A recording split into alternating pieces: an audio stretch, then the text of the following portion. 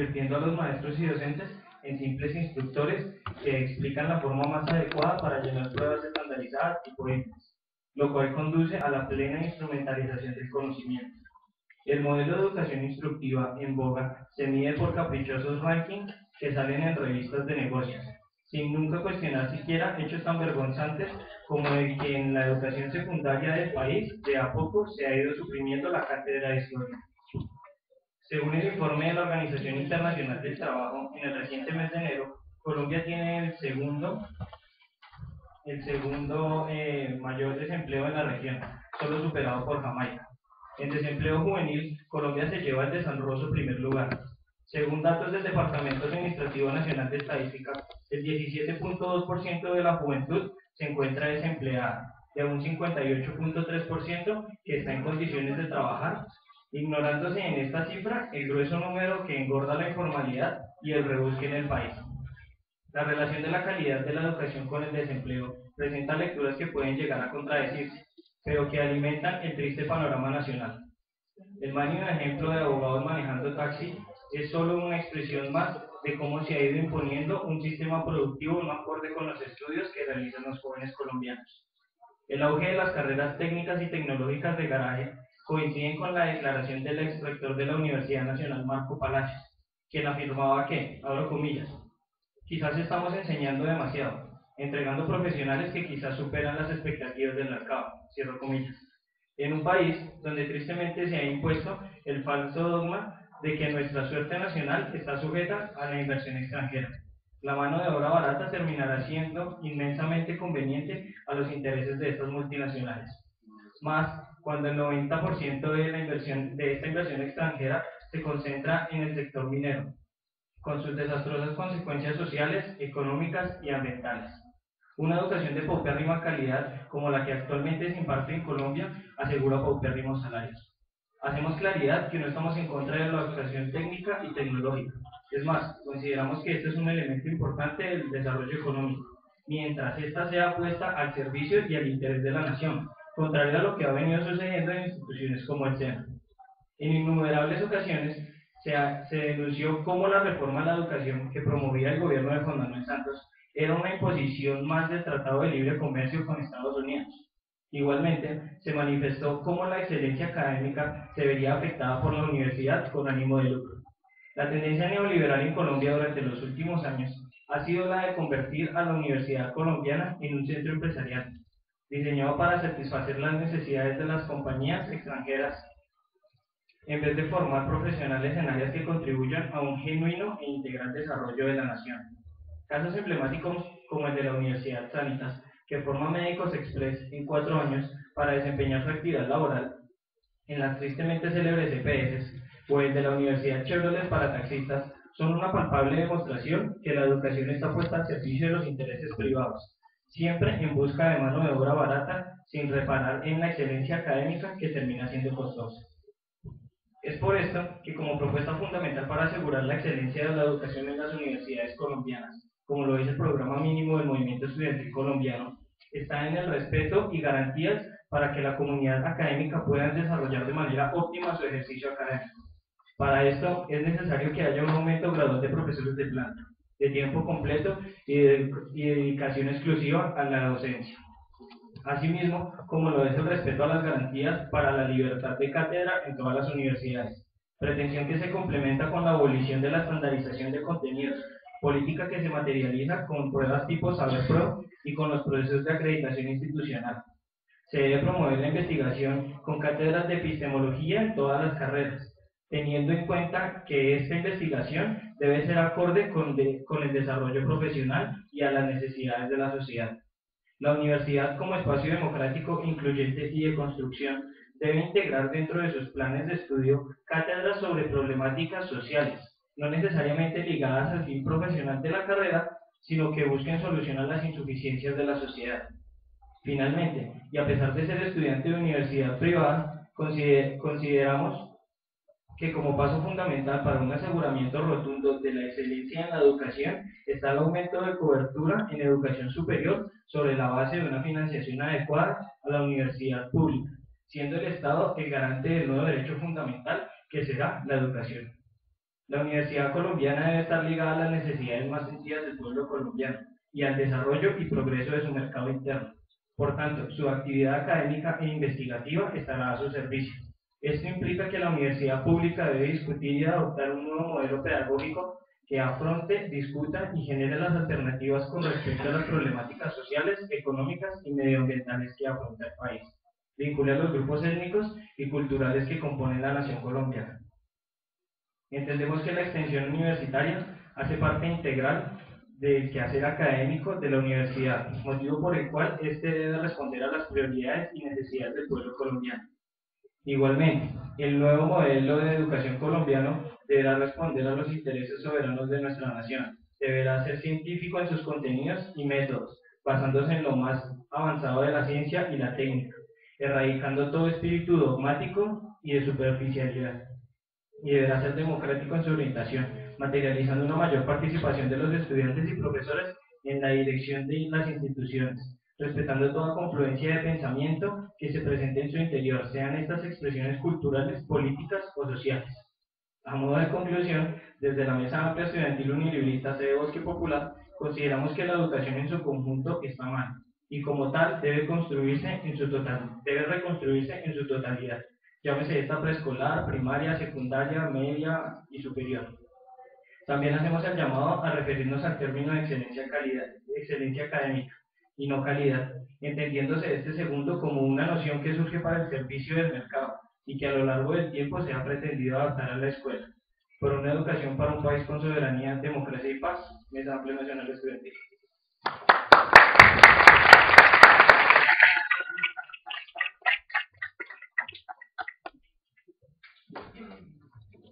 Le damos la bienvenida al profesor Jaime Caicedo.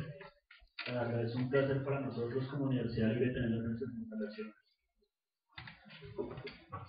Le damos paso al profesor José Fernando Campo, conocedor y académico de la problemática de la educación en el país, docente de planta de la Universidad de Antioquia, la Universidad Nacional y Distrital durante mucho tiempo, autor entre otras obras de la educación en Colombia, de la historia de las ideas políticas en Colombia y colaborador del Centro de Estudios del Trabajo, Sede Trabajo.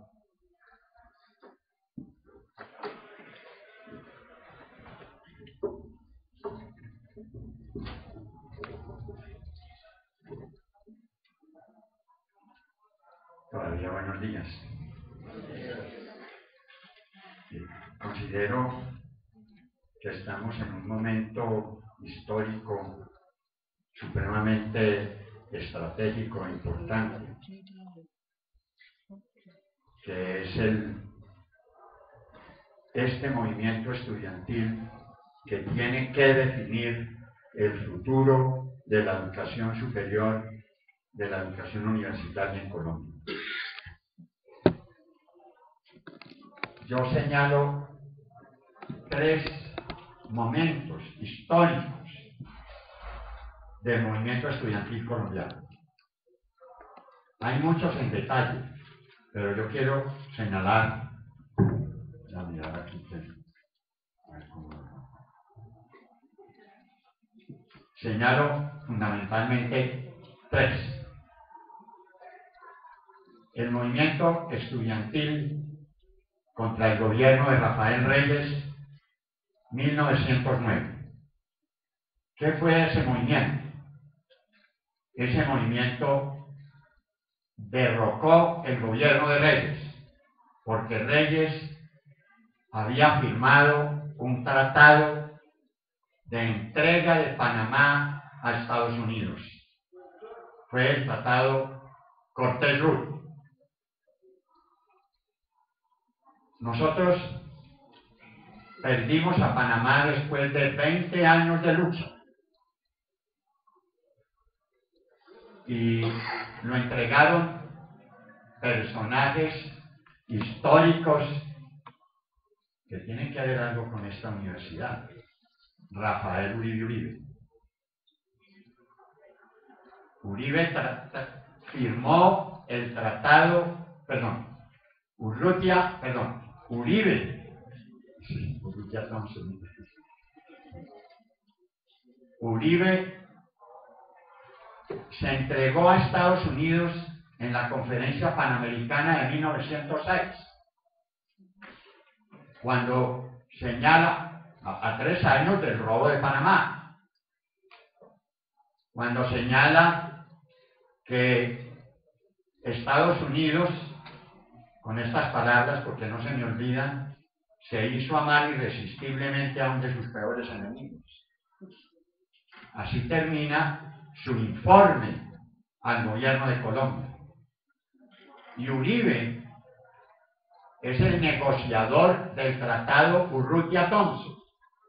Ese tratado es el que vende a Panamá a Estados Unidos por $20 millones. Una cosa, Colombia nunca negoció con Panamá. Colombia negoció con Estados Unidos. Luego estaba aceptando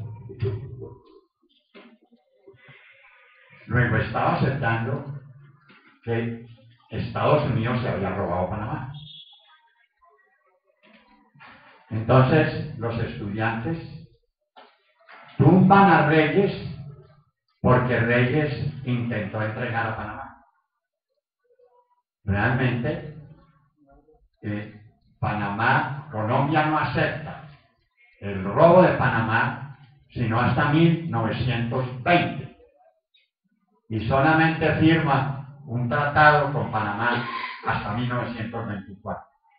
Ese es el punto del primer movimiento estudiantil que yo quiero señalar.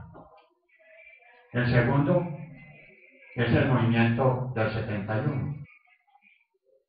El movimiento del 71 es un movimiento contra la entrega de toda la reforma universitaria a las fundaciones norteamericanas Ford, Kellogg, Rockefeller. Esto significa lo siguiente: del 50 al 70 hay una gran modernización, la más importante de la historia de Colombia, de la Universidad Colombiana. Aquí no había departamentos, las facultades cada una era una universidad aparte, no había ciencias básicas, no había toda una serie, no había sociología, no había antropología, casi ni había economía en las universidades, menos había carreras de ciencias básicas, de física, de química, eso no existía. Entonces, Estados Unidos necesita que las universidades colombianas le respondan. Ese es el fondo de este problema. Y transforma la universidad colombiana. En ese momento, por ejemplo, la medicina queda en América del Sur, si no en primer lugar, en segundo. Y la primera que se transforma es la medicina. Pero en esa transformación hay un ataque a la democracia interna de la universidad. Y esto fundamentalmente de la universidad pública. Entonces surge el movimiento estudiantil del 71. Eso había tenido un prolegómenos, que fue el primer paro de estudiantes y profesores en la Universidad de Antioquia para defender a Carlos Gaviria Díaz, que todos conocemos. Porque los grandes gurúes del derecho en Antioquia se rebelaron contra él porque había hecho una gran transformación de la enseñanza del derecho en Colombia. Señalo 2 o 3 cositas de eso porque a mí me tocó, yo era profesor en la Universidad de Antioquia en ese momento. 2 o 3 cosas que son importantes porque aquí el derecho tiene mucha fuerza. Y lo primero que dijo, esto fue influido por la enseñanza del derecho en Estados Unidos. Y lo primero que se transformó fue que el derecho la enseñanza del derecho no son los códigos que existen. Fíjese, este es un punto clave, porque los códigos cambian. Entonces, no era la base, sino era el fondo de la estructura de cada una de las vías del derecho. ¿Cuál es su base fundamental? La segunda, que es un punto fundamental y que creo yo que todavía no se ha resuelto en Colombia, es que el derecho positivo es más importante que el derecho escolástico. Y en Colombia todavía rige el derecho escolástico sobre el derecho positivo. El derecho positivo va del caso a la ley y no de la ley al caso. Ese es el punto, ¿no?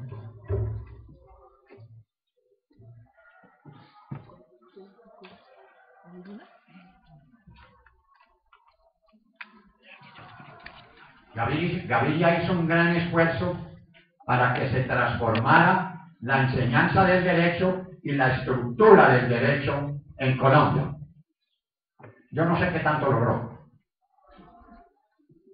Y por ejemplo, la semestralización de la enseñanza era clave, porque el criterio de que no se podía semestralizar era porque los códigos no se pueden semestralizar. Y como la base de la enseñanza del derecho eran los códigos, entonces no se podía semestralizar. Eso se rompió allí. Yo no sé hoy cuántas carreras de derecho en el país están semestralizadas, pero no importa. Entonces vino el paro porque los grandes gurúes del derecho tumbaron a Carlos Gaviria de la decanatura de Derecho. Y entonces ese fue un prolegómeno, ese fue en 1970, finales de 1970 terminó. Y eso empata con el 71, el gran movimiento estudiantil y profesoral del 71. Una característica: entraron todas las universidades, privadas y públicas. Ahí no se escapó nadie. Claro, no existía esa proliferación absurda de universidades de garaje que hay hoy por todas partes en Bogotá y en el país. No existía eso. Las universidades privadas no eran universidades que tenían una tradición como esta. Entonces, el movimiento estudiantil tuvo que resolver este problema que es clave. Atacamos lo que importamos de Estados Unidos en la organización de la estructura interna de las universidades y de la enseñanza y de la investigación, ¿o no? ¿Cuál es el problema de fondo de esto? Y entonces, el movimiento estudiantil fue extraordinario. Aquí sacaron las clases en el país, casi por un año completo. Y no había sino asambleas. Y todos los estudiantes viajaban a una ciudad o a otra, viajaban a Cali, viajaban a Medellín, o viajaban a Barranquilla, o lo que fuera, porque allá era donde se iba a discutir. Y había mucho desorden. Ahora hay mayor. Había más anarquía en el proceso del movimiento estudiantil, porque en el fondo del movimiento estudiantil ha habido siempre una reserva a organizarse bien, que no tienen los obreros. Los obreros son un ejemplo en eso, se organizan. Y tienen jerarquía. Y responden a la jerarquía. Los estudiantes no quieren tener jerarquía. Eso es muy grave. Eso es horrible. Entonces se vuelve una anarquía. Y entonces todos son jefes. O todos quieren ser jefes. O todos quieren tener representación en todo. No es absolutamente imposible. Entonces, sin embargo, el movimiento estudiantil logró fundamentalmente sus objetivos en el 71 y se establecieron cogobiernos en la Universidad Nacional y en la Universidad de Antioquia. Por ejemplo, nosotros elegimos nuestros representantes al Consejo Superior.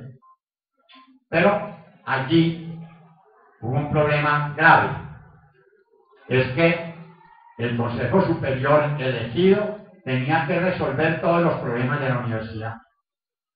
Entonces tenía que conseguir plata, tenía que resolver el problema del pliego de peticiones de los trabajadores, tenía que resolver el problema de los pliegos de peticiones de los estudiantes, tenía que resolver el problema de los pliegos de peticiones de los profesores, del sindicato o de la asociación de profesores.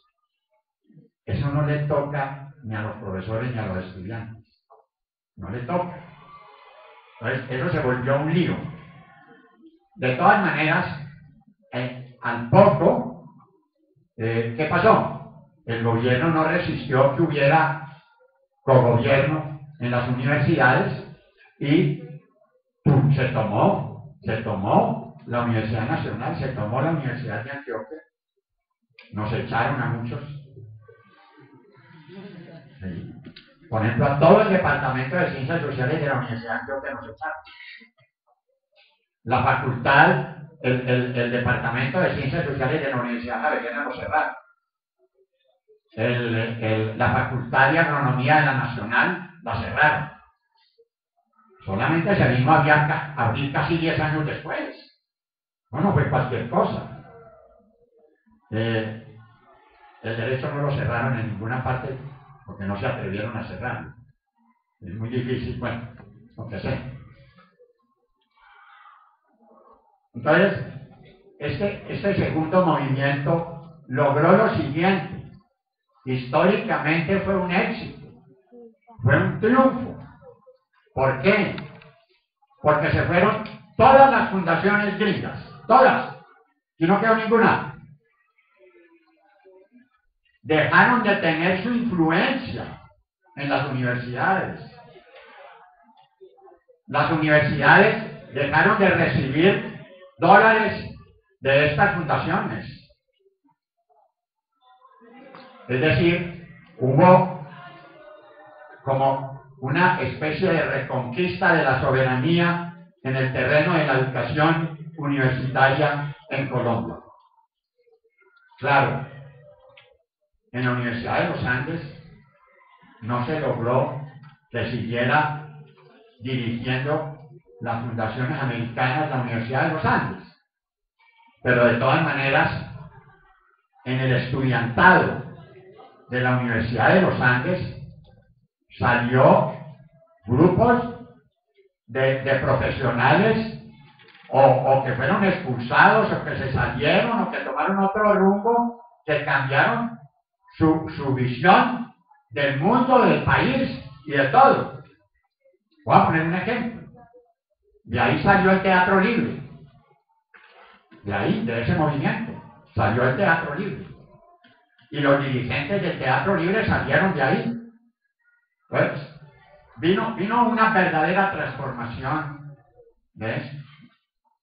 En el derecho se logró que ni la medicina ni el derecho siguieran aconsejadas, financiadas por fundaciones norteamericanas. Entonces, aparentemente fue una derrota, en el sentido de que derrotaron el cogobierno, pero en el fondo fue un triunfo. Fue un triunfo de lograr que la reforma y la transformación de la Universidad Colombiana retomara un rumbo nacional. ¿Qué tanto se ha mantenido eso?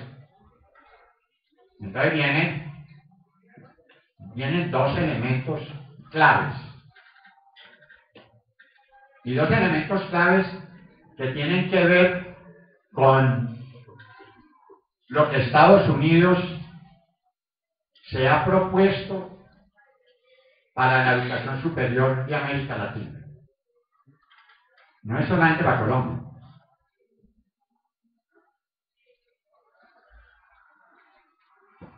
O yo diría más bien, se propuso, porque hay un cambio. Hay un cambio en América Latina. No hay duda. Entonces, lo que se propuso. Y entonces, voy a leer la cita de David Rockefeller, que ustedes saben, es una familia requete millonaria, clásica de los millonarios de Estados Unidos, que a través de David Rockefeller se propusieron influir en América Latina a fondo. Ya mencionamos la fundación, pero también por intermedio de políticas directas de influencia por parte del gobierno de Estados Unidos en América Latina. Y yo creo que esta cita es vigente hoy y tiene que ver mucho con lo que sucedió en la Ley 80 y en la Ley 30. Vamos a ver. Es una citica un poquito larga, pero yo creo que es claro. Dice así. Lo que ahora se requiere, estamos hablando de 1968, y es como si estuviera hablando hoy. Lo que ahora se requiere es una ampliación de la división del trabajo entre las naciones del hemisferio occidental. Esta es la esencia del imperialismo en América Latina. Es decir, necesitamos desarrollar los países de América Latina, que no se nos queden en la miseria porque no nos sirven, para que nos compren y sean la base de las transnacionales en todas partes. En la actualidad, los Estados Unidos se están produciendo a un alto costo, tras murallas tarifarias y cuotas, bienes que podrían ser producidos más económicamente por otras naciones del hemisferio. Estados Unidos adolece de escasez de mano de obra calificada y esta escasez tiene visos de empeorar. Fíjese eso. Es la división del trabajo. Claro, esto va teniendo sus cambios, ha venido teniendo sus cambios. En un periodo, la base de esta división del trabajo se centró, por ejemplo, en la frontera mexicoamericana. Y de pronto se fueron para Singapur, Tailandia o la India. Y de pronto se fueron para China. Y de pronto se fueron, de pronto vuelven. Está aumentando mucho el costo de la mano de obra en China. Entonces, de pronto vuelven. Claro que ahora hay una necesidad de materias primas y de metales, y entonces esa es a lo que nos están trayendo, pero es el mismo principio. Y sigue.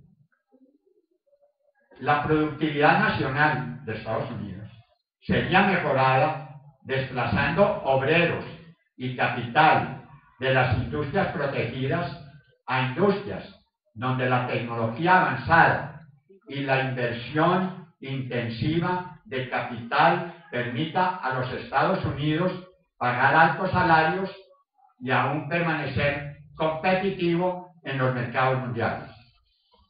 Esto tiene una materialización actual clave, que son los tratados de libre comercio, y ese tratado del TLC con Colombia. Y realmente, de todos los tratados de comercio que se están haciendo por todas partes, el clave es Estados Unidos.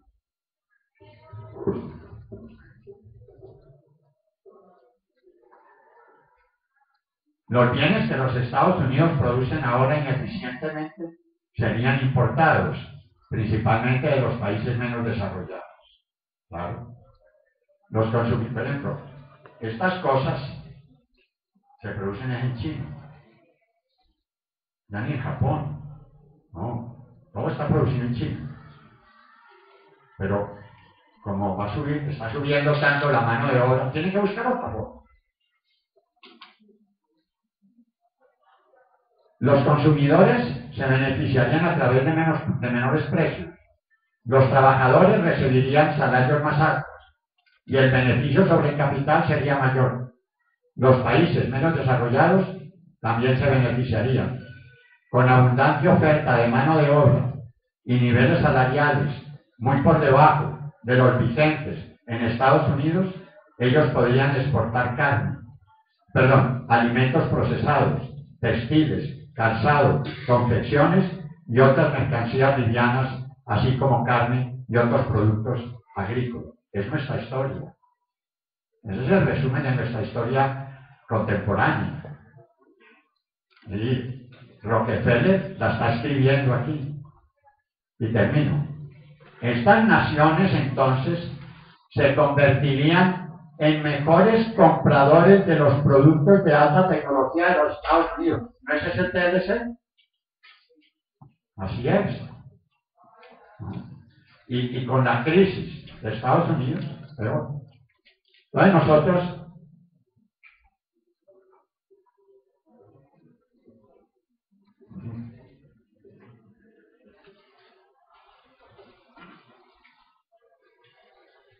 nosotros estamos en el tercer movimiento estudiantil de la historia. Tiene una falla. El profesorado no se ha metido como nos metimos en el 71. Y yo creo que hay que hacer un esfuerzo para que el profesorado se meta en eso. Hay un problema gravísimo. Es que nosotros éramos profesores de tiempo completo. Nos tenían que seguir pagando. Así no hubiera clases. Hoy, en la universidad pública, el 70% o 80% es por horas. Cuando en ese momento no era sino el 20 o el 30%. En la universidad privada, en toda universidad privada, con muy poquitas excepciones, es más o menos lo mismo que hoy en la universidad pública. O sea, se igualaron. Entonces, este es un problema muy grave para la participación del movimiento profesoral en esta pelea, en esta lucha. Yo creo que este movimiento, yo voy a dar una recomendación al movimiento estudiantil. No hable más o no hable tanto de los principios generales. El movimiento estudiantil tiene que llegar a un proyecto de ley.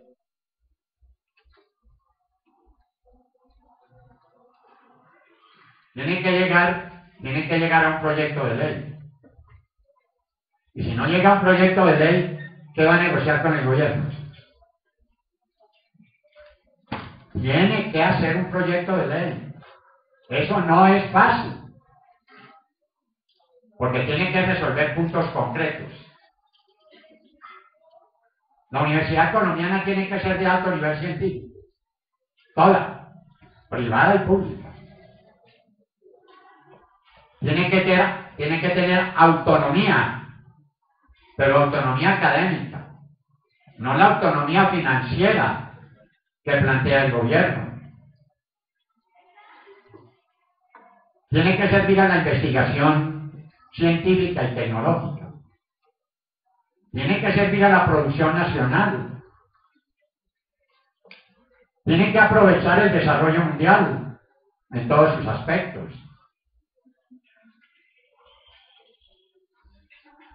Y necesita tener un elemento clave fundamental. ¿Para dónde va este país? ¿Y qué es este país? Y vamos con este país para que le sirva el Tratado de Libre Comercio con Estados Unidos y con Japón y con China y con Corea y con Canadá. Ese es el propósito de nuestro trabajo hoy. Para eso es esta universidad. Para eso.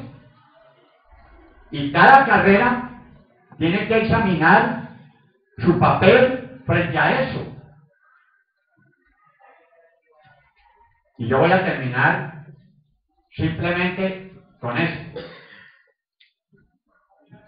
Aquí hay experiencias mundiales absolutamente claves que se deberían estudiar y mirar. En 1949, en China se morían 5 millones de personas de hambre. Hoy es una potencia mundial. ¿Por qué? Que hay mucha gente, pues peor, más difícil. En el momento de la Revolución China eran 600 millones de habitantes. Hoy son 1.300 millones de habitantes. Y los alimentan y los educan. En China la educación es absolutamente gratuita. Absoluta, toda, de arriba abajo, toda. Esto puede yo que hoy tenga diferencias con lo que está haciendo China, pero lo que estoy poniendo es un ejemplo de que sí se puede, pero no entregándose al extranjero, no entregándose al extranjero. China se cerró. 1949 hizo la revolución y se encerró. Se encerró es que nadie le vendía, porque también rompió con la Unión Soviética y nadie le vendía y salió adelante. ¿Por qué? ¿Por qué? Esto es lo que nosotros tenemos que decir. Y en esto el movimiento estudiantil, la universidad colombiana, la reforma de la universidad tiene una responsabilidad fundamental. ¿A dónde va la reforma de la universidad que nosotros queremos? Y no, simplemente un consejo de experiencia.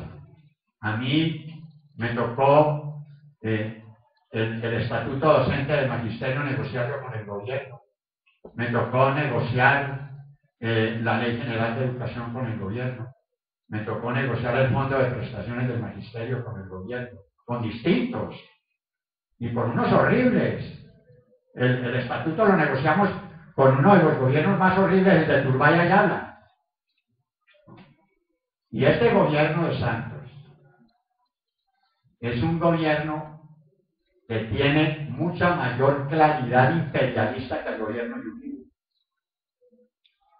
Santos es un agente del imperialismo mundial, directo, que tiene una táctica diferente de la de Uribe. Uribe era lo mismo de agente del imperialismo, directamente, íntimo amigo de los presidentes de Estados Unidos de extrema derecha. Pero era rajatabla. Este es suavecito. Entonces hay que tener en cuenta qué es lo que nos viene a nosotros. Hay una política clave de los tratados de libre comercio. La ley que retiró el gobierno era una ley para seguir la línea de la ley 80 y de la ley 30 para poner la Universidad Colombiana al servicio de la política bien sea de comercio con Estados Unidos o del tratado de comercio en Estados Unidos en este momento. Les deseo muy buena suerte, que se le midan a esto, que apoyen la dirección del movimiento estudiantil, que tiene que tener una dirección y que estén vigilantes en una tarea que no es fácil y que le apuren en los proyectos de ley, porque si no, les cogen ventaja. Muchas gracias.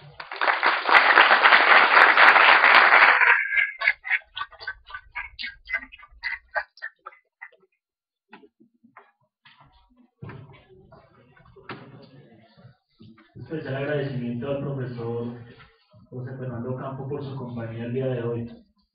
Le damos la bienvenida al director de carrera de Ingeniería de Sistemas, así como a todos los docentes acá presentes. El llamado que hace el profesor José Fernando Campo a que los docentes también sean parte de este proceso está viendo hoy materializado.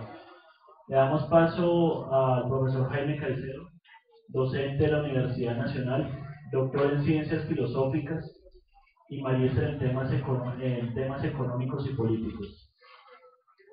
Profesor, bienvenido.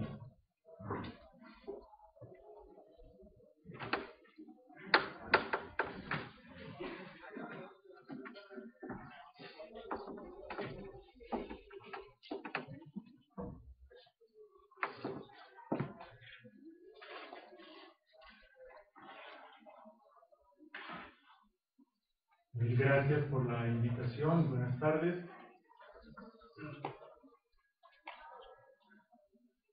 Somos profesores universitarios que venimos, y digo venimos sobre todo por José Fernando, quien conozco de mucho tiempo atrás, del movimiento estudiantil. Fuimos criados, digamos, en el movimiento estudiantil, en las luchas por la defensa de la educación pública, de la universidad pública, gratuita, de la autonomía, de la democratización en general de la enseñanza.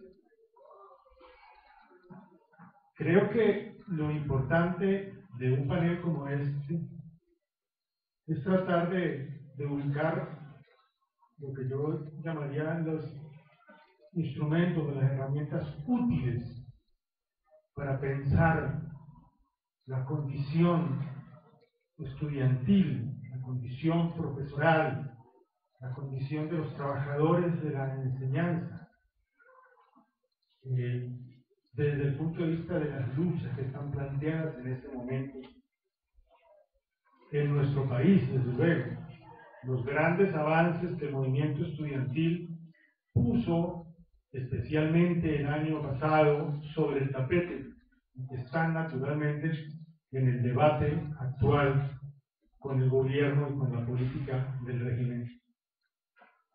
Yo tengo que señalar, digamos, que quiero llegar un poco a través de un camino al tema de hoy y al tema sobre el cual está planteada la lucha y el movimiento en nuestro país.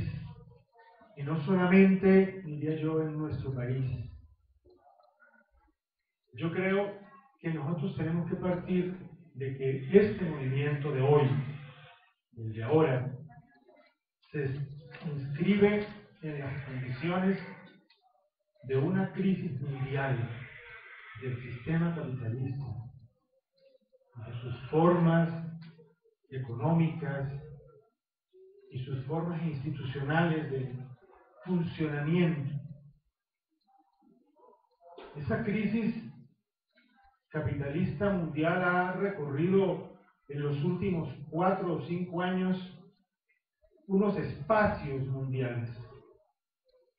Digamos que en 2007 y 2008 se reprodujo esa crisis que había estado en la década anterior, en la última década del siglo XX, rondando áreas, digamos, del mundo en desarrollo. En 2007-2008 se expresa con mucha fuerza en el corazón del capitalismo mundial, en los Estados Unidos de Norteamérica. Y la hemos visto desplazarse de una manera continua, pero persistente, en el corazón de la tradición capitalista occidental, Europa occidental. La crisis, la quiebra de Grecia, la crisis de España, de Portugal, Italia, los tremendos impactos que tiene esto en países de alto desarrollo como Francia e incluso la misma Alemania o Inglaterra, pero también hemos visto en otras repercusiones, las llamadas revoluciones árabes, las llamadas primaveras árabes, de alguna manera reflejan aspectos fundamentales de esa situación política. Nosotros pudiéramos decir que esa crisis económica no es únicamente una crisis económica y financiera como se ha querido presentar, es una crisis mucho más profunda, sobre todo más prolongada, y que quizás no ha llegado todavía al fondo de donde quizás llegará. Un hecho curioso para el tema que nos convoca es la participación de la juventud y de la juventud estudiantil a lo largo y ancho del mundo en las movilizaciones y expresiones de protesta frente a la crisis. Lo hemos visto en el caso de las llamadas primaveras árabes, pero lo hemos visto igualmente en Europa, inclusive en Inglaterra, y no solamente en la Europa de los inmigrantes y de las personas que se supone pues son desempleados o herencia del viejo colonialismo, sino incluso en los sectores estudiantiles. El año pasado, por esta época, Inglaterra sufrió las más grandes huelgas estudiantiles de su historia reciente.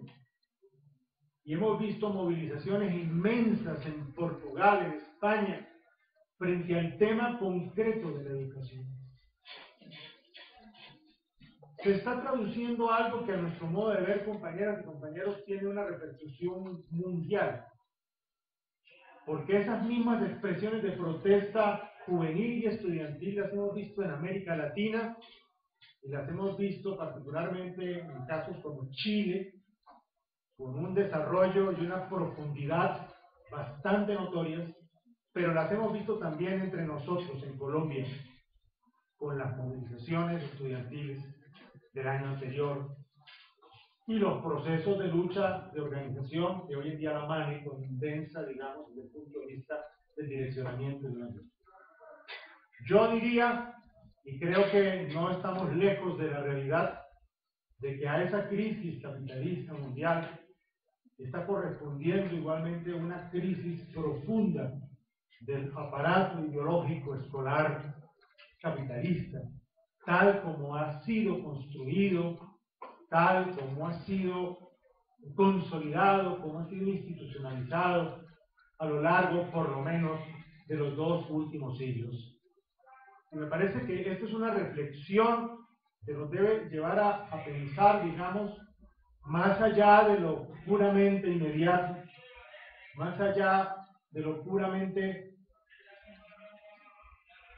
vinculado, digamos, a los objetivos, desde luego, de la lucha, que son todos justos, que son todos correctos, pero que nos obligan a pensar en mayor profundidad en lo que está moviendo desde abajo, desde el fondo, esta circunstancia que nos ha llevado a la lucha, que nos ha llevado a la movilización, que nos ha llevado a la unidad y que nos ha llevado también a las consignas y a los objetivos del movimiento estudiantil que ha planteado en el caso de Colombia, y particularmente la batalla frente a las contrarreformas educativas que están en proceso de agenciarse en nuestro país desde el poder, desde la oligarquía dominante y desde las políticas neoliberales que desde luego conocemos y han sido ya denunciadas.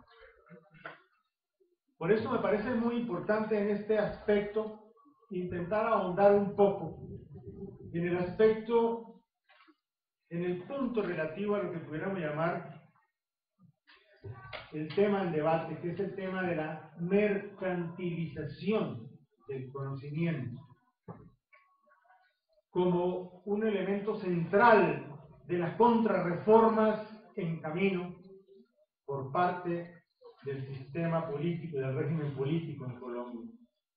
Yo quiero recordar que esas reformas están principalmente delineadas en el Plan Nacional de Desarrollo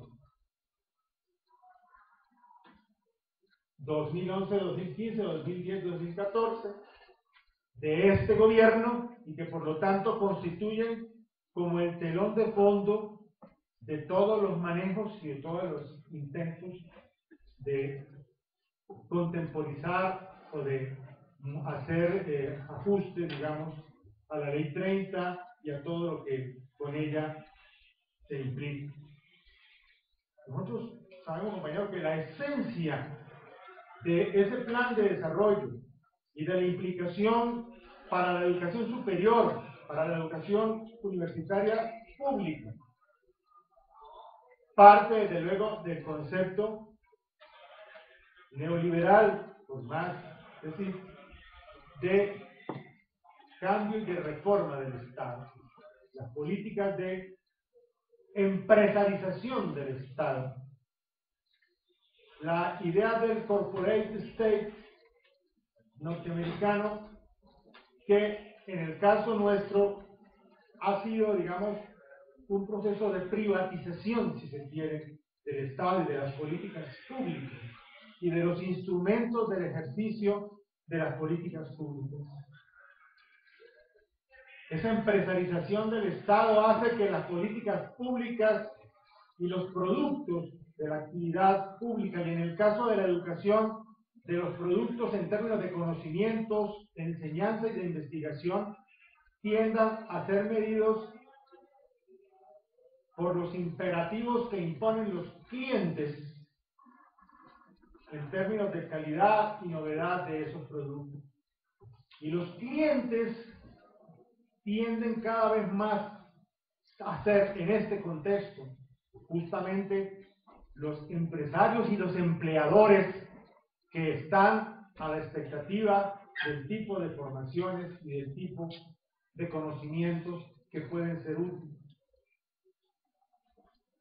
De la economía, este modelo de empresarización del Estado tomó el modelo de lo que debe ser el conocimiento. Debe ser una información rentable, un capital acumulable, una cadena continua de innovaciones y de obsolescencias que obliguen, digamos, a una permanente búsqueda, pero sujetas desde luego a esa exigencia utilitaristas desde los clientes empresariales o empleadores de mano de obra. La llamada economía del conocimiento,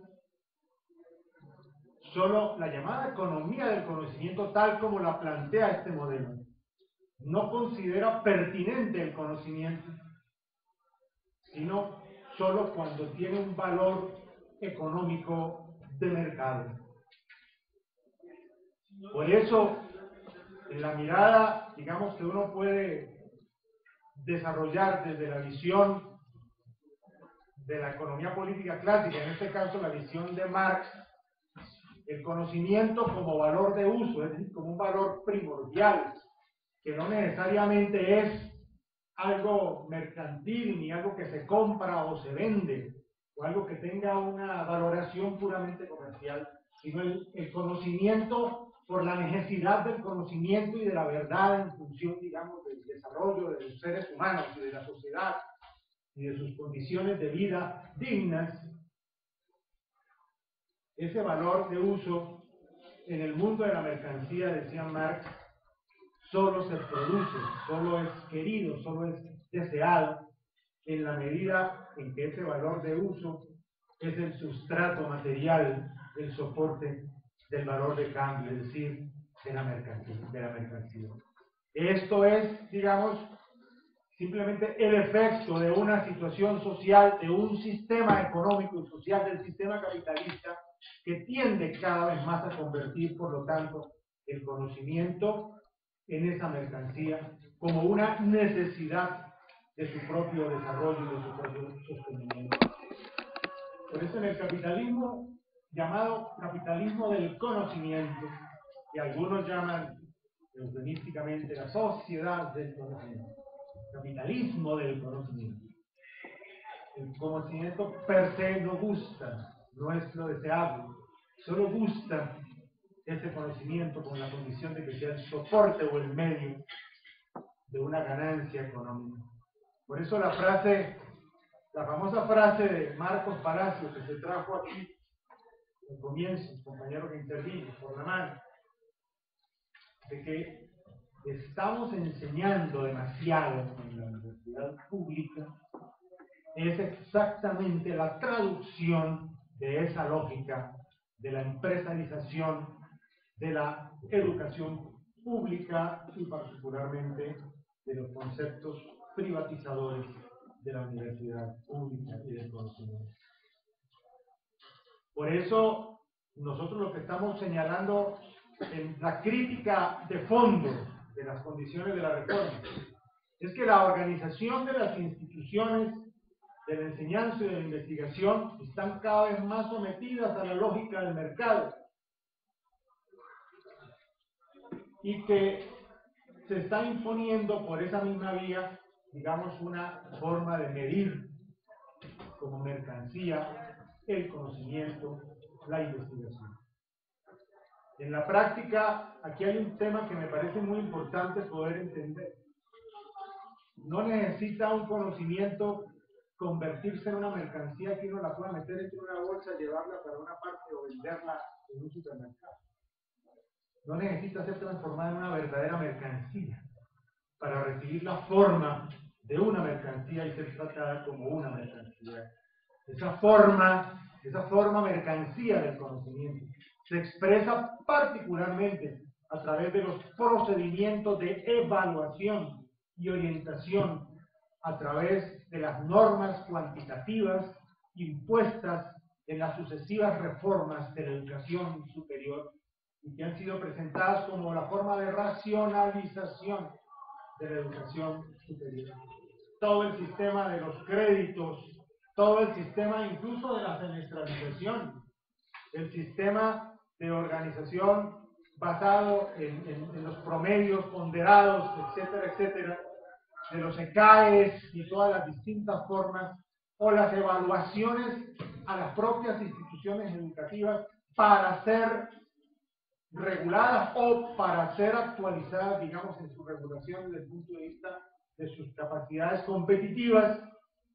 En ese contexto, esas normas cuantitativas que miden cantidades, desde luego, están encaminadas precisamente a generar la expresión de esa forma valor de mercancía que se atribuye al conocimiento como instrumentos empresariales de gestión y de evaluación de las instituciones universitarias. Señalo entonces que estamos ante la culminación, digamos, de todo un proceso de mercantilización y de privatización de la educación superior.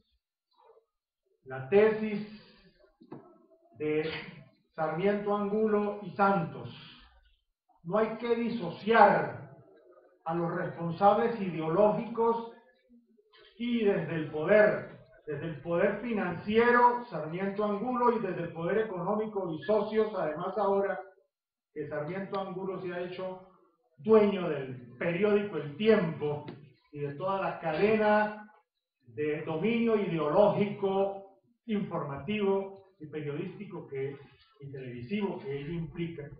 ¿No es cierto? Estamos ante una situación, digamos, de cierta manera nueva. Sarmiento, Angulo, del brazo de Santos, del poder político, parte al asalto de la educación superior pública.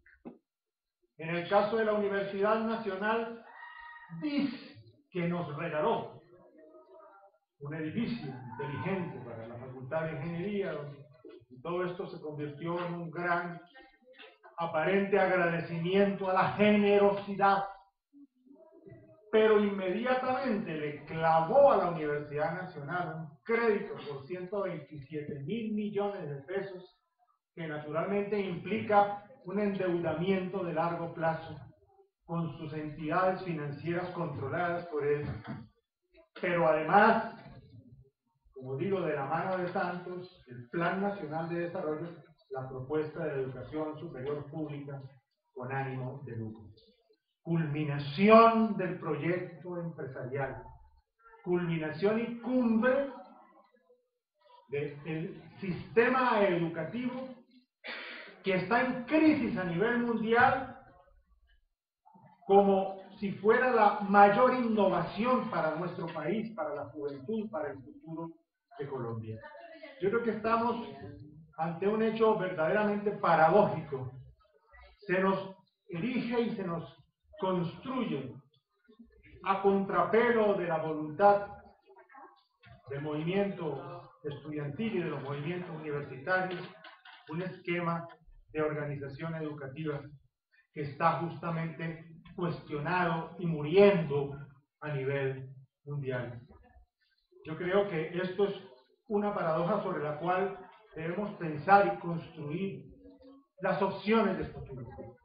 Me parece que es muy importante el diálogo, es muy importante la negociación, es muy importante el tema de presentar también desde el punto de vista del estudiantado, del profesorado, de los sectores democráticos, progresistas, del pueblo y de los trabajadores, nuestras propuestas de educación superior, de formación, de calidad, de que no hay conocimiento ni investigación que sobre, que esté de más, que estemos enseñando demasiado. Necesitamos enseñar demasiado y aprender demasiado para poder dar la batalla contra este régimen, contra este favor política y contra este sistema que está condenado, pero que requiere de la intervención consciente de los seres humanos. Sin nuestra acción y sin nuestra lucha, ellos podrán seguir imponiendo con los instrumentos del poder político y del poder económico, desde luego sus derroteros. Creo que hay condiciones inmejorables hoy para que esta lucha pueda prosperar, sobre todo por el extraordinario aliento de la juventud estudiantil.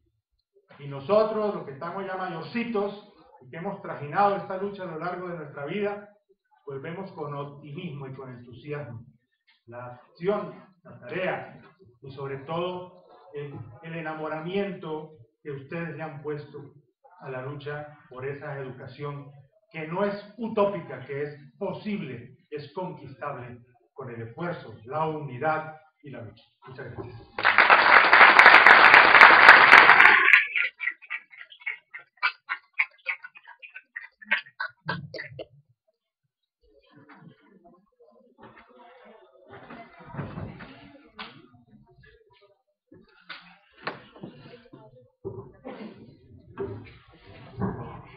Le damos la bienvenida al compañero Álvaro Forero, alumno de la Universidad Libre y uno de los 25 voceros de la Mesa Amplia Nacional Estudiantil.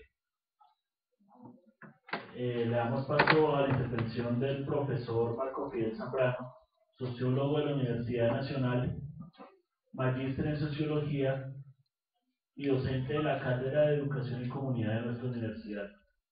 Profesor, muchas gracias por su asistencia. Muy buenas tardes. Bueno, creo que los compañeros que me han antecedido en la presentación de esta sesión han realizado una excelente caracterización histórica acerca del tema de universidad y sociedad. Mi fuerte, la verdad, es la teoría social. Entonces yo lo que creo firmemente es que cualquier intento de transformación de la sociedad exige ante todo tener claro en dónde estamos y hacia dónde queremos ir. Y que no existe mejor instrumento que la teoría para examinar exactamente las posibilidades de dónde estamos y hacia dónde vamos. Entonces, de manera muy rápida y sintética, quiero plantearles que en primer lugar, en la relación entre universidad y sociedad, hemos vivido tres momentos históricos importantes. El primer momento es un modelo de élites. La universidad no nace democrática. Cuando surge la universidad, surge para unos poquitos. No estoy hablando del siglo XVII y solamente muy pocas personas en Europa asisten a la universidad. Después, con el desarrollo del capitalismo, surge un problema adicional, porque entonces el desarrollo de las fuerzas productivas del capitalismo exige más gente capacitada. Y entonces surge lo que podríamos denominar un modelo de masas. Ese modelo de masas lo que implicaba era un giro muy importante en cuanto al modelo de propiedad, y en cuanto al horizonte de la relación entre universidad y sociedad. Ese giro es que necesitamos formar la mano de obra necesaria que cumpla con los requerimientos del modelo capitalista. Y surge un tercer momento dentro de este desarrollo de la universidad occidental, y es la mercantilización de la universidad. Y es la transformación. Antes la universidad formaba para el negocio, ahora la universidad es un negocio. Sin embargo, en ese proceso de transformación de la universidad en un negocio, y quiero adelantar igual y dejar muy claro que ese negocio es tanto público como privado, que en esto no nos podemos confundir, que igual las universidades públicas han sido capturadas por redes que han terminado cooptando los modelos universitarios públicos. No hay nada más privado hoy que las universidades públicas. Y igual, no hay nada más privado que las universidades públicas, y por supuesto en ese escenario de la universidad como negocio surge dos procesos. Uno nacional, que en el caso colombiano podríamos pensar que es un esquema de negocio proletarizado y a la vez elitista. Entonces me ubico en la Universidad de los Andes como el modelo elitista del negocio, y a la vez en la nueva Universidad Metropolitana, que está justo en la carrera 10ª con calle 20, en un edificio de estos que antes estaba abandonado, en un pomposo aviso, como cualquier negocio, que dice Universidad Metropolitana. Uno dice, vea pues un nuevo negocio, un nuevo empresario aventurándose en el negocio de manera proletarizada. A mi modo de ver, el negocio está haciendo crisis por elementos propios del desarrollo capitalista y por elementos propios del modelo universitario que hemos adoptado. La relación entre universidad y sociedad igual ha estado, generalmente se ha construido desde mucho tiempo atrás un tipo de modelo romántico normativo, en donde las élites planteaban de que en la universidad se forma el futuro de la patria. Y la verdad, el gran problema es que ni ellos mismos saben cuál es el futuro. Entonces queda muy difícil, ustedes son el futuro, pero no tenemos ni idea de cómo vamos a delinear ese futuro. Es como jugar con una incertidumbre del mercado hacia adelante, porque finalmente nadie sabe qué va a pasar.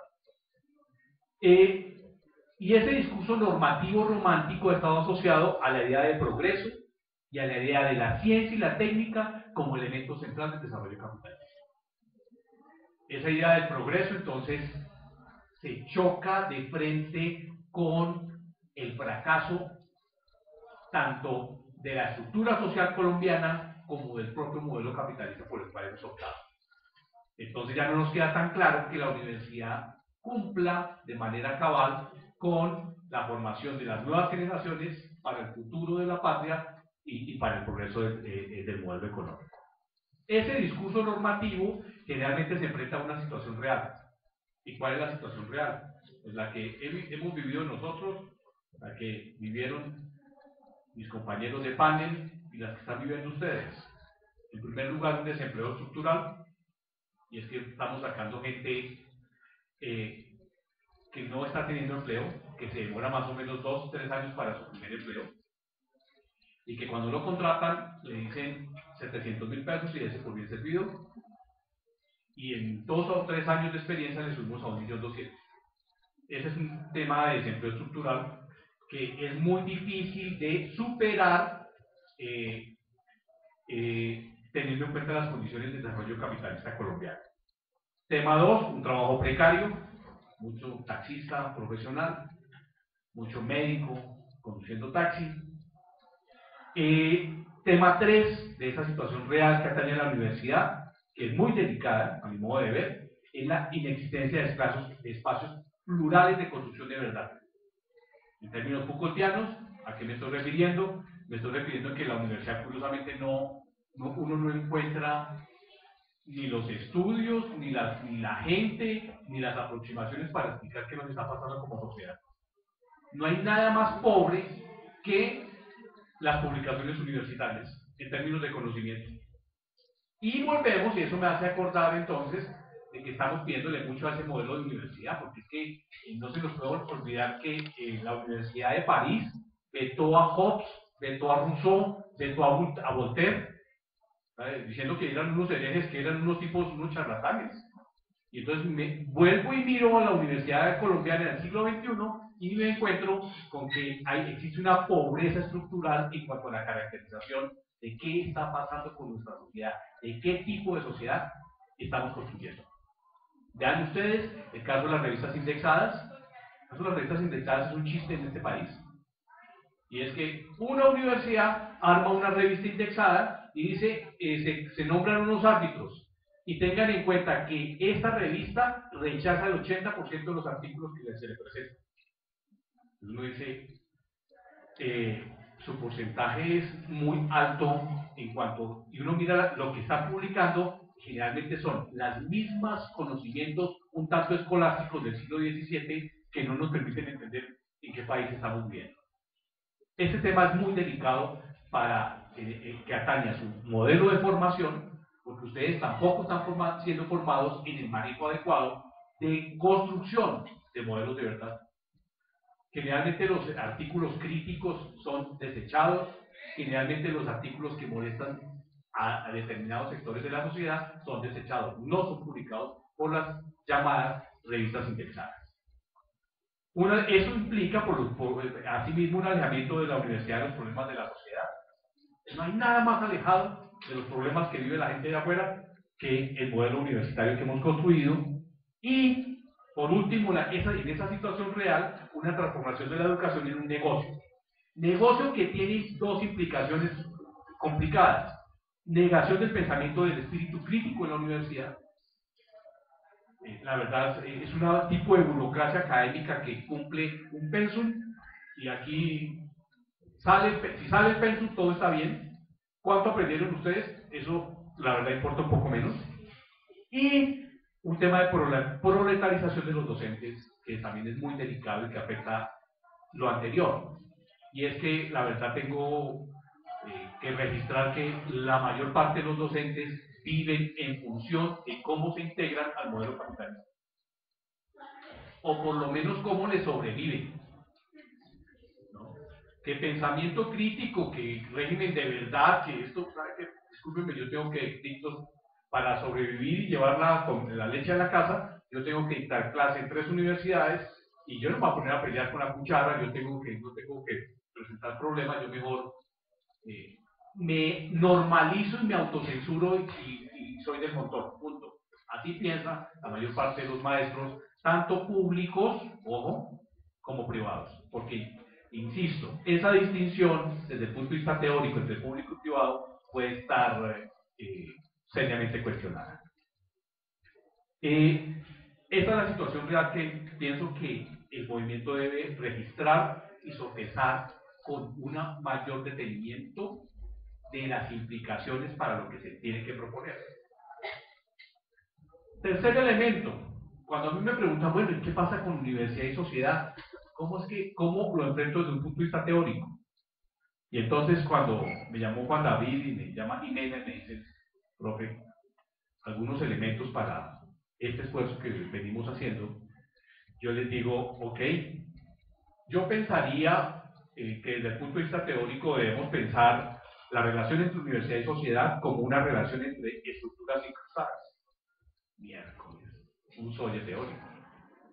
Porque uno dice, ¿qué significa que yo piense en la universidad como una estructura incrustada dentro de la estructura social? Varias implicaciones teóricas importantes. La universidad es una estructura incrustada dentro de la estructura de la sociedad, lo cual implica que existe una mutua dependencia entre universidad y sociedad. Eso diría uno, pero no encontró sí implica una cualificación en la visión. ¿Qué significa esto? Significa que nosotros tenemos la universidad que de alguna forma desde el punto de vista social nos merecemos, ¿no es cierto? Y también, ojo con lo que voy a decir, que es muy importante desde el punto de vista teórico, si yo transformo la universidad, estoy transformando la sociedad. Y mi claudicación en la transformación de la sociedad pasa por mi claudicación en transformar la universidad. Tema importante desde el punto de vista teórico, uno dice, vea pues, ¿a dónde nos lleva el criterio de estructura incrustada? ¿Qué significa esto? Significa entonces que tenemos una estructura social colombiana y cuáles son las características de la macroestructura. En primer lugar, dos elementos importantes. Uno, que es una estructura neofeudal. Nosotros no hemos podido construir una versión de modernidad. Hace 4 días me sonó de nuevo como el medio oeste, peor que el medioevo. Yo creo que en el medioevo existían otros frenos sociales. Un grupo de señores paramilitares llegaron a un pueblo y un muchacho que estaba ahí, que no era ni guerrillero ni era nada, le dio por salir corriendo. Salió corriendo, se asustó y salió corriendo. Pues los señores lo cazan con Z, lo traen y lo ejecutan delante de todo el pueblo. Uno dice, eso pasó hace 4 días, no pasó hace 3 años, no, hace 4 días. Eso, la verdad, en cualquier sitio ameritaría, como decir, oiga, mire lo que sucedió, pero no, eso sí, es como una noticia de que bicicleta del panadero se cae en la esquina y hoy no habrá pan. Es una noticia común y corriente de acuerdo al estado civilizatorio que tenemos. Sin embargo, es característico de la sociedad colombiana que está a expensas de unos dominios privados en detrimento de un espacio público.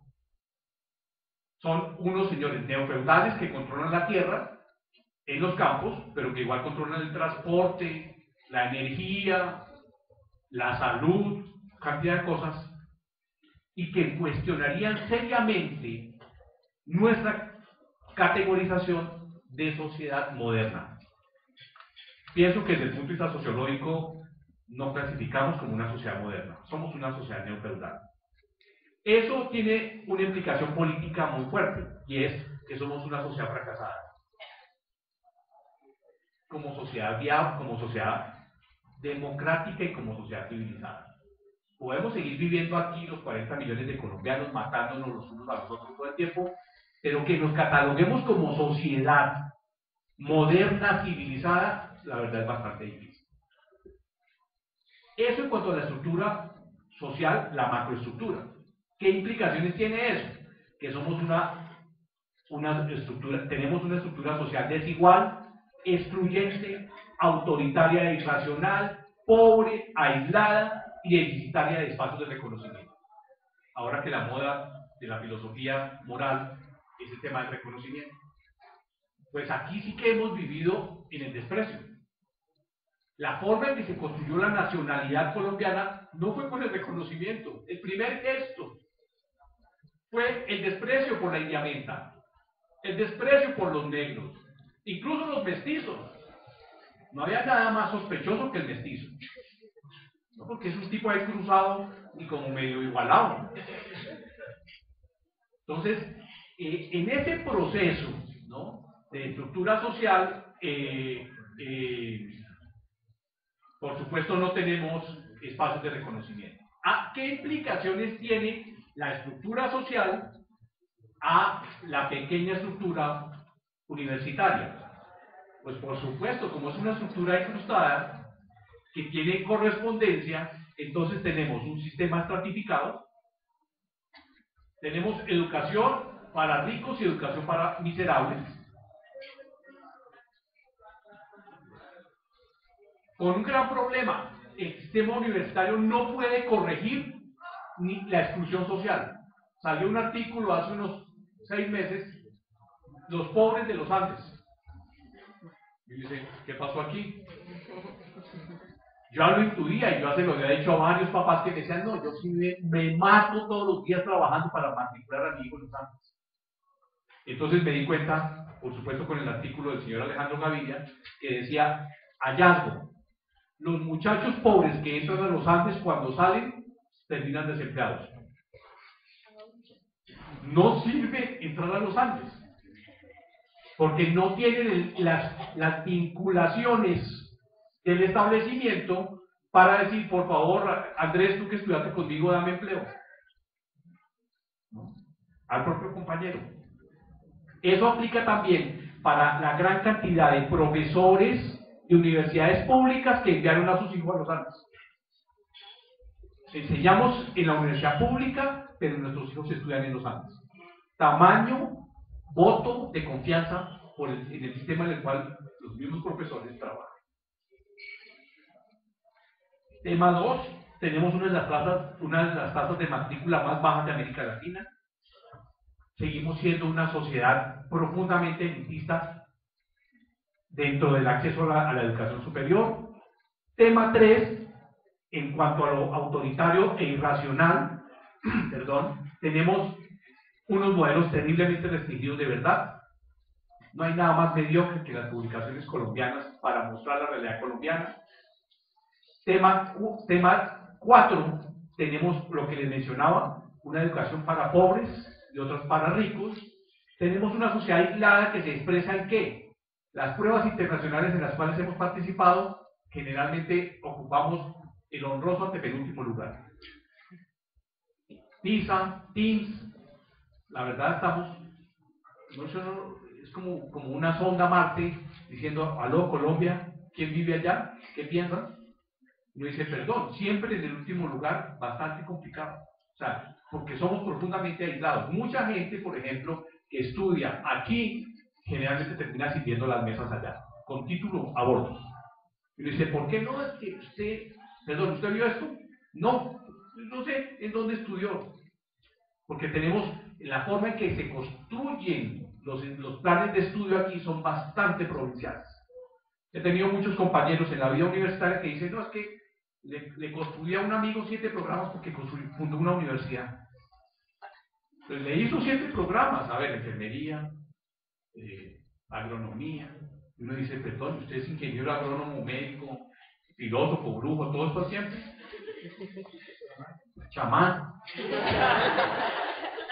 ¿Cómo evitar que llueva? Puso 1, puso 2. ¿Cómo cobrarle bien al distrito? Puso 3. Bueno. En cuanto a la sociedad deficitaria de espacios de reconocimiento, ¿qué implicación tiene eso para la estructura universitaria? Es una estructura profundamente deshumanizada. Somos sujetos de deshumanización dentro de la universidad.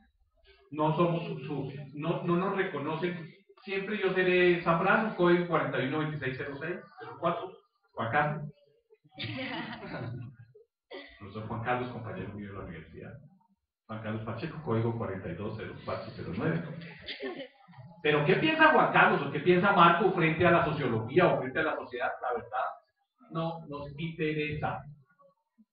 Entonces, en eso hay una gran diferencia cultural, la verdad, con otras sociedades que a pesar de ser capitalistas pueden tener un mayor capital moral, que implica procesos diferentes de reconocimiento.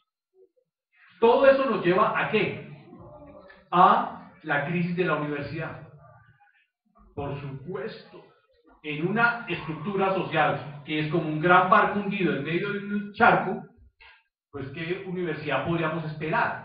¿Cómo podríamos esperar que se encuentre el camarote que se llama universidad dentro del barco? Esa crisis entonces pasa por entender lo que les mencionaba. Una convicción dentro del concepto de estructura incrustada, que transformar la universidad es transformar la sociedad y que claudicar en la transformación de la sociedad pasa por claudicar en la transformación de las condiciones de la universidad. Y me pongo a pensar, no en ustedes que están muy juiciosos aquí, haciendo el esfuerzo de escucharnos, sino los que están allá afuera. Frescos, como una lechuga, la realidad no los afecta, la vida es bella. Hoy ya es miércoles, ya casi es viernes. Y entonces hay un gran problema en cuanto al empuje de esa transformación. Temas esenciales dentro de la crisis de la universidad. La transformación de la universidad no es prioridad de la agenda política. Ese es un tema muy importante. Tema 2. La transformación de la universidad no es prioridad del modelo económico. Para nada. Es más, si los estudiantes no dijeran nada, perfecto. Tenemos un modelo de economía realmente minero, Santurbán, etcétera, tantos, Cajamarca, tantos sitios en donde vienen grandes multinacionales y dicen, bueno, aquí les vamos a abrir un roto de 10 kilómetros, pero tranquilos, que todo les queda igual. ¿No? Dice, ni la locomotora del desarrollo, ninguna locomotora del actual gobierno de la educación no definió, eso fue muy sorprendente. Un Santos que decía, no, tenemos que investigar biotecnología, la ciencia, la técnica en la campaña, y cuando hace plan de desarrollo dice, no, lo más importante es la minería. Dice, pero bueno, hay una gran diferencia entre eso. Entonces tampoco es prioridad del modelo económico. 3, la transformación de la universidad no es una prioridad de los movimientos sociales. Eso debo decirlo porque uno no se debe equivocar. Es un insumo más dentro de la agenda de los movimientos sociales, pero no ha sido una agenda estratégica. Todos ahorran para llevar a sus hijos a los Andes. 4, la universidad es un espacio conservador y reactivo al cambio. No esperen ustedes encontrar aliados, porque son bastante escasos dentro del esquema universitario. Mejor seguir como estamos, porque al fin y al cabo ya me hace falta 3 años para la pensión y no me voy a poner a pendejear. 5, la transformación de la universidad no es una prioridad de los movimientos profesorales. Lejos está esta agenda de transformación. La verdad, somos víctimas un tanto del modelo, y en buena parte todos los grandes edificios de todas las universidades se ha hecho con la sangre de los profesores, con la plusvalía de los profesores. Pero ellos dicen, vea, todo lo que les digo es real, me dice un profesor, vea, de ese edificio, hermano, si usted puso ese edificio, le pertenece de alguna manera a usted. Y dije, bueno, pero está muy bonito, qué bueno, pues claro, con su trabajo, compañero. Por supuesto es una expropiación, porque pues el diferencial entre lo que se recibe y lo que se paga es lo que define esa plusvalía. Para finalizar, en cuanto a la agenda, que uno les dibuja un escenario teórico y la agenda que, ¿para dónde en este escenario? Escenario neofeudal, latifundista y minero en el modelo económico, políticamente excluyente, violento, bárbaro, carente de civilización. Y uno dice, en otra vida yo estoy seguro que nací en Suecia y hice algo muy malo en Suecia y en esta me tocó venir para acá. La agenda. Hay un tema de búsqueda de identidad y en eso me parece muy importante la intervención de mis compañeros, que recuperando el pasado defina la identidad de lo que queremos para la universidad del siglo XXI. Cómo enfrentar la desigualdad, la exclusión, la pobreza institucional.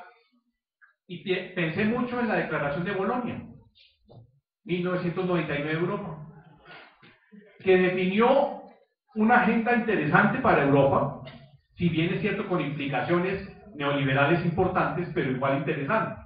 Y es, Europa dijo, definamos un espacio común universitario para todo el continente. Aquí no vamos a tener que el francés se educa mejor que el alemán, o que el alemán mejor que el español, no. Un espacio común para todos, con titulación homogénea para todos, y pública para todos. Muy barata para los europeos. Pensé igual que no hay nada más difícil y más fácil de perderse en la lucha que no tener una declaración de principios de exactamente de qué tipo de universidad es la que queremos, por la cual es que necesitamos luchar. Necesitamos hacer una declaración, no de Bolonia, sino yo pensaba como de Soacha, o como de Ciudad Bolívar. La declaración de Ciudad Bolívar me suena mucho, frente a lo que queremos como universidad y por lo cual estaríamos dispuestos a luchar de manera democrática. Y pienso que esa definición de principios en la cual se tiene que trabajar tiene que establecer que frente a un modelo capitalista de universidad, necesitamos construir un modelo comunitario de universidad. Ojo, no estoy hablando de un modelo público de universidad porque es que lo público tiene bastantes problemas, irnos a ese lado. Y que en consonancia con lo que se viene trabajando desde el punto de vista teórico, me suena muchísimo un modelo comunitario de universidad. En donde la propiedad no sea exclusivamente estatal ni privada, en donde sea comunitaria. Un sistema, ¿qué elementos, muy así esbozados, qué elementos debe tener ese modelo comunitario de universidad? Pienso yo que, por ejemplo, hay un tema de definir un sistema nacional de bienestar universitario. Es algo muy delicado, que mientras que al estudiante de la Universidad de los Andes se lo llevan a Colsanitas, al estudiante de la Libre o al estudiante de cualquier otra universidad, no, allí a la San Ignacio, y como que ya no son lo mismo, ya no son estudiantes. Aplica la lógica de la clase social. Necesitamos que para todos los estudiantes, incluyendo los Andes, la Libre y la San José, exista un sistema nacional de bienestar universitario que garantice su dignidad. ¿No?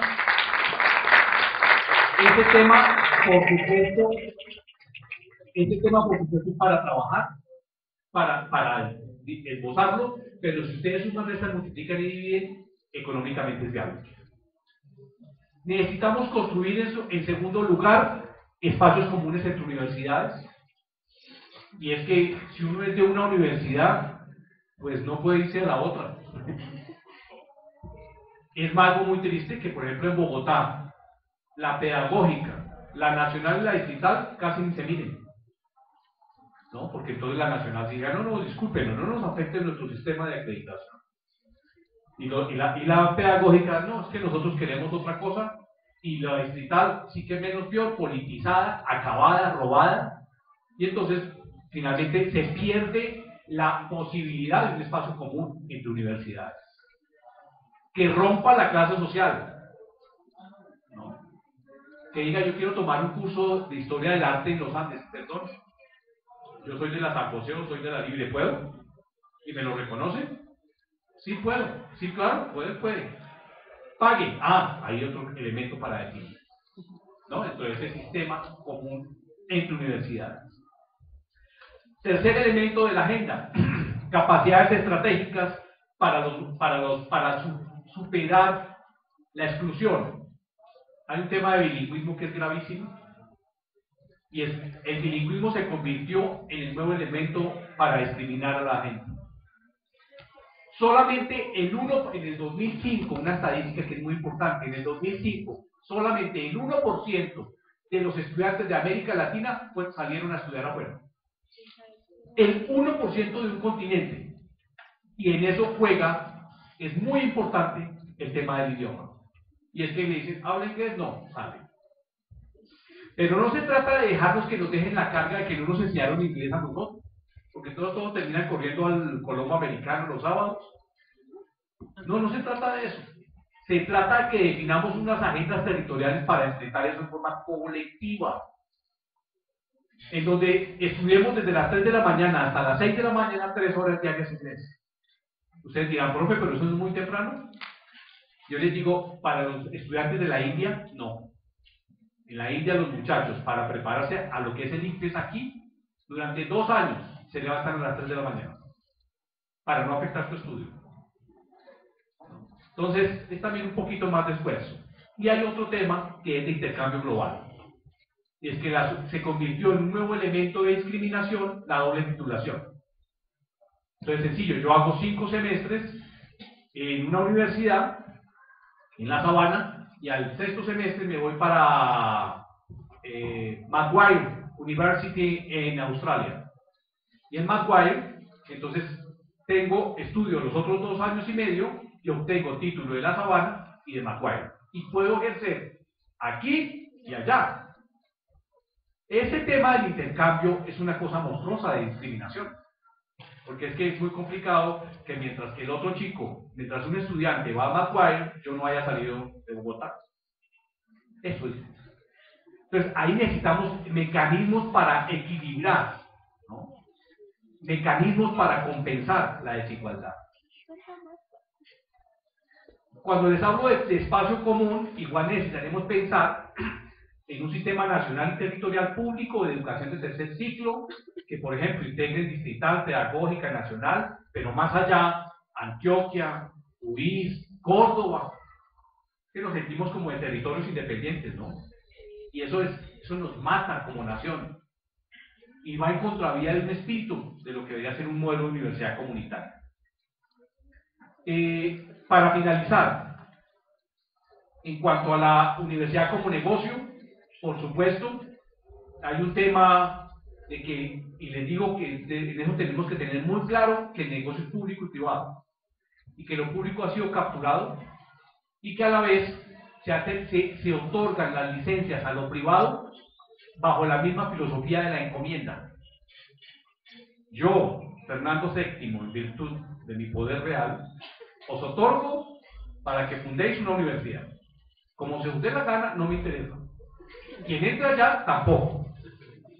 ¿No? O sea, el Estado lo que hace es legitimar la desigualdad, introduciendo un elemento de opacidad entre las diferentes titulaciones de las diferentes universidades. Cuando de lo que se trata, vean ustedes, por ejemplo, en todo el doctor Caicedo en eso es mucho más versado que yo, en todo el elemento de las concesiones que se le otorgan a este país a los agentes privados, se les subsidia. Se les subsidia. Pero no se les subsidia a una universidad para que sea mejor universidad. O sea, si no reciben ningún subsidio, a pata pelada, tiene que realizar su proceso, su gestión. El modelo de universidad comunitaria sería un excelente camino, implicaría que las comunidades mismas entren a gestionar y definan elementos internos, que los maestros tengan mayor reconocimiento por su trabajo y que esas universidades respondan más a un criterio democrático y a un criterio público. Muchas gracias.